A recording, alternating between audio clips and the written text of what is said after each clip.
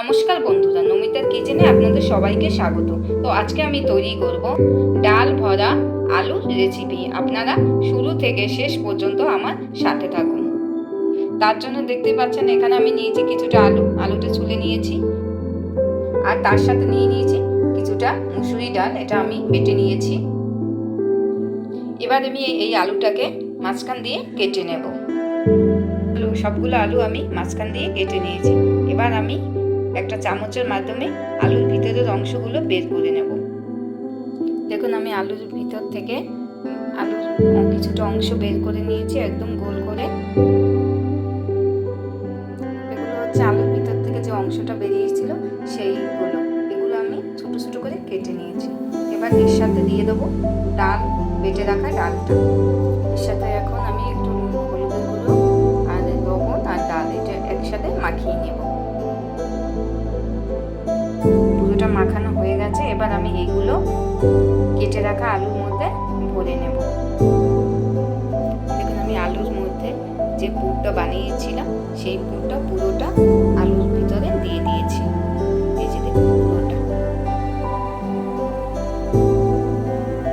এদিকে আমি নিয়ে নিয়েছি কিছুটা আদা কুচি, আর এদিকে নিয়ে নিয়েছি টমেটো, আমি কেটে নিয়েছি। কড়াইতে দিয়ে দিচ্ছি পরিমাণ মতো তেল, দিয়ে দিচ্ছি দুটো এলাচ, দিয়ে দিচ্ছি দুটো করে দারচিনি, এবার দিয়ে দিচ্ছি টমেটো, এবার দিয়ে দিচ্ছি কেটে রাখা আদা, এবার দিয়ে দিচ্ছি কাঁচা লঙ্কা, দিয়ে দিচ্ছি ধনে গুঁড়ো, এবার দিয়ে দিচ্ছি পরিমাণ মতো লবণ, দিয়ে দিচ্ছি হলুদ,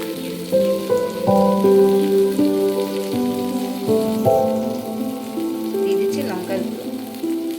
এবার এটাকে ভালো করে ভেজে নেব।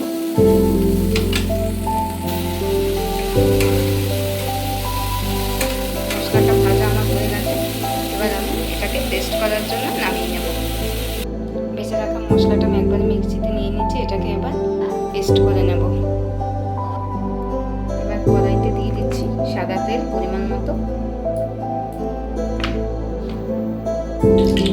তেলটা গরম আমার হয়ে গেছে, আমি এক এক করে দিয়ে দিচ্ছি।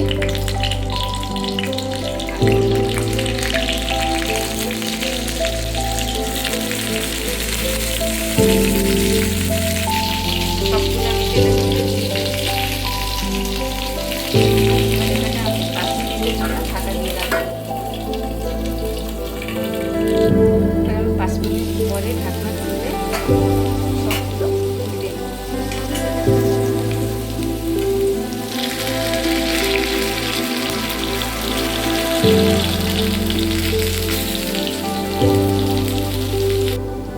পুরোটা উল্টে দিয়েছি।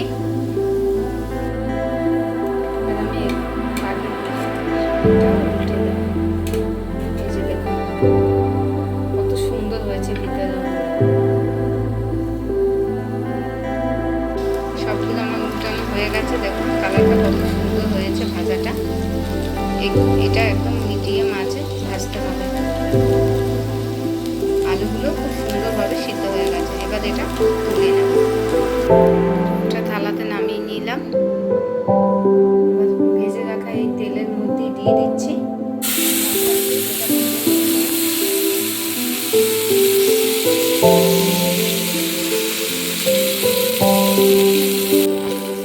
মশলাটাকে ভালো করে ভেজে নেব।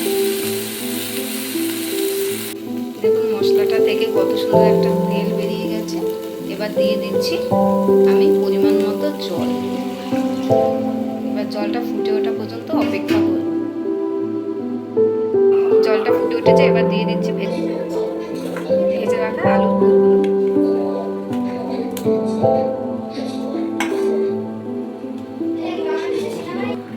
এবার দিয়ে দিচ্ছি এর উপর থেকে কিছু ধনেপাতা।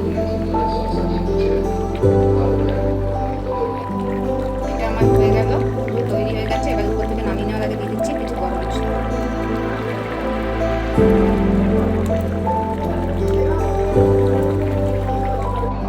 আমার পুরো রান্নাটা হয়ে গেছে। দেখুন কত সুন্দর একটা কালার হয়ে এসেছে।